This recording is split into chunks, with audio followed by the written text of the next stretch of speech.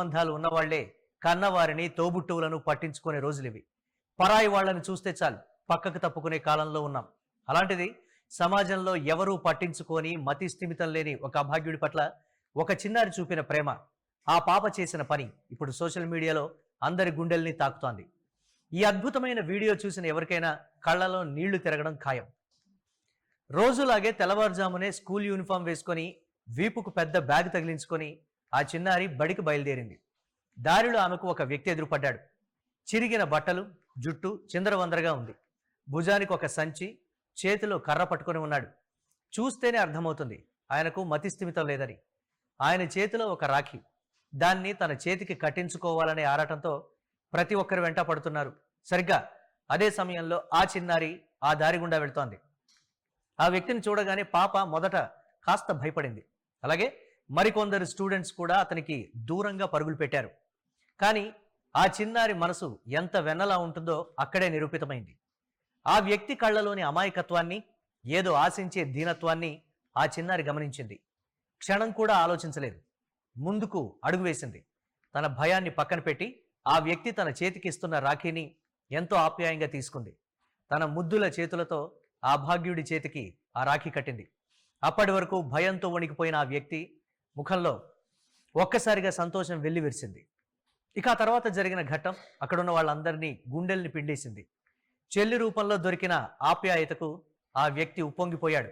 చుట్టూ ఎవరున్నారనే సంగతి కూడా మర్చిపోయి ఆ చిన్నారి పాదాలపై పడి సాష్టాంగ నమస్కారం చేశాడు. తనను అక్కగా భావించి దీవించమన్నట్లుగా చేతులు జోడించి నమస్కరించాడు. ఆ వెంటనే సాంప్రదాయం ప్రకారం చెల్లికి ఏదైనా బహుమతి ఇవ్వాలనిపించి తన జేబులను తడుముకున్నాడు.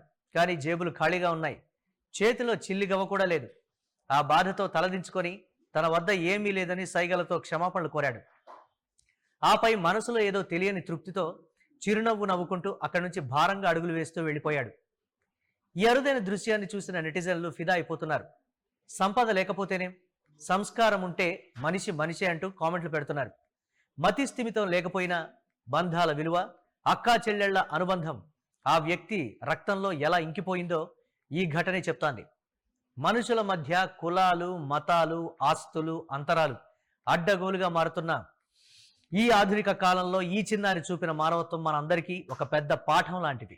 కులమతాల కంటే, డబ్బు గొప్పల కంటే మనుషుల మధ్య ఉండే స్వచ్ఛమైన ప్రేమే గొప్పదని ఈ ఘటన మరోసారి నిరూపించింది. సమాజంలో ఇలాంటి ఘటనలు చూస్తున్నప్పుడు నిజంగా మనుషుల్లో మానవత్వం, సంబంధ బాంధవ్యాలు, అలాగే విలువలు, పండుగలకు ఉన్నటువంటి నేపథ్యాలు కావచ్చు, ఒక వ్యక్తి పట్ల ఇంకొక వ్యక్తి చూపించేటువంటి ఆదరాభిమానాలు, ఇవన్నీ కూడా సమాజంలో ఇతరులకి గుర్తు చేయాల్సి వస్తున్నటువంటి పరిస్థితి ఉంటుంది. ఒక మనిషిని ఇంకొక మనిషి పట్టించుకోనటువంటి ఈ రోజుల్లో ఎవరో తెలియని మతి స్థిమితం లేని వ్యక్తి రాఖీ ఇవ్వగానే ఆ చిన్నారి ఫస్ట్ భయపడింది. తర్వాత ఆ రాఖీ తన చేతికి కట్టి ఈ నేపథ్యంలో అతన్ని ఒకంత సంతృప్తి పడ్డాడనే చెప్పాలి.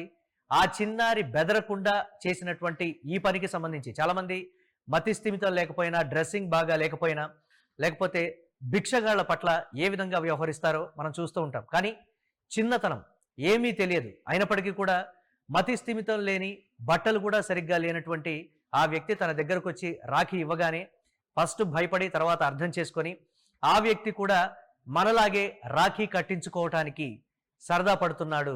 అతను రాఖీ కట్టేవాళ్ళు తనకి లేకపోవడంతో ఒకంత బాధగా ఉన్నట్లుగా కూడా చిన్నారి గ్రహించింది. ఈ నేపథ్యంలో అడిగిందే తడవుగా తను రాఖీ ఇవ్వటం, ఆ చిన్నారి చేతికి రాఖీ కట్టడం అక్కడ ఉన్నటువంటి వాళ్ళని ఒకంత ఆశ్చర్యపరిచిందని చెప్పాలి. తన చేతిలో ఉన్నటువంటి ఆ కర్రని ఆ పాపకి ఇవ్వగానే ఇమ్మీడియట్గా దానికి సంబంధించి అలా పైకెత్తి చూపించింది. ఎస్, నా దగ్గర ఏమీ లేదు, ఇది ఒకటే ఉంది, తీసుకో అన్నట్లుగా కూడా చెప్పడం. ఆ చిన్నారి అదేవిధంగా ఆ కర్రని పైకెత్తి పట్టుకోవడం, తిరిగి ఇచ్చేయటం. ఇక్కడ చివరిలో నా దగ్గర ఇవ్వటానికి డబ్బులు లేవు, కానీ నువ్వు నన్ను ఆశీర్వదించు అని ఆ చిన్నారి పాదాల మీద ఆ మతి స్థిమితం లేని వ్యక్తి పడ్డాడు అనంటే, మతి స్థిమితం లేకపోయినా కానీ సంస్కారం మర్చిపోలేదు, అతను విలువలు మర్చిపోలేదు. అవి మాత్రం డెఫినెట్గా అతని రక్తంలో ఉన్నాయి.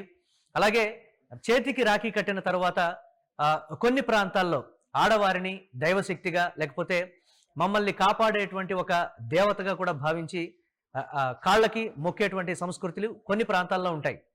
అదేవిధంగా మతి స్థిమితం లేకపోయినప్పటికీ కూడా రాఖీ కట్టిన తర్వాత స్త్రీ పాదాలకి నమస్కరించాలి అనేటువంటి సంస్కారం అతనిలో ఉంది. ఈ నేపథ్యంలో మతి స్థిమితం లేకపోయినప్పటికీ కూడా గొప్ప మనసు ఉన్నటువంటి వ్యక్తి, గొప్ప సంస్కారం ఉన్నటువంటి వ్యక్తి అని కూడా అక్కడ ఉన్నటువంటి వాళ్ళు చెప్తున్నటువంటి పరిస్థితి ఉంది. దేశంలో అప్పుడప్పుడు ఇలాంటి ఘటనలు జరిగినప్పుడే మతి స్థిమితం లేకపోయినా చిన్నవాళ్ళైనా, పెద్దవాళ్ళైనా, వృద్ధులైనా, ఎవరిలోనైనా మానవత్వం తప్పనిసరిగా ఉండాలి అనేదైతే డెఫినెట్గా మనకు అర్థమవుతూ ఉంటుంది.